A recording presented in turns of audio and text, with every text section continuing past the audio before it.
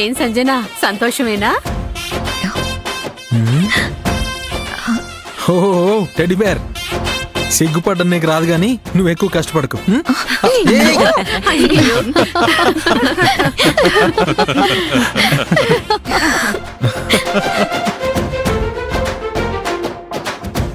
రాఘవయ్య గారు చెప్పండి. పెళ్లి విషయంలో మీకేమీ అసంతృప్తి లేదు కదా? సంతోషంగానే ఉన్నారు కదా? ఎలాంటి ఆటంకాలు లేకుండా పెళ్లి అంగరంగ వైభవంగా జరిగినందుకు మేమిద్దరం చాలా సంతోషంగా ఉన్నాం. పెళ్లి ఖర్చు లేకుండా మనోరాలి పెళ్లి జరిగింది.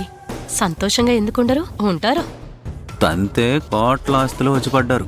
వీళ్ళది మామూలు అదృష్టం కాదు, వీళ్ళకి చాలా సూడున్నట్టుంది. అన్నయ్య, ఇంకా నేను బయలుదేరతాను. రాజశేఖర్ అట్నుంచి అట్టే వెళ్ళిపోయాడమ్మా.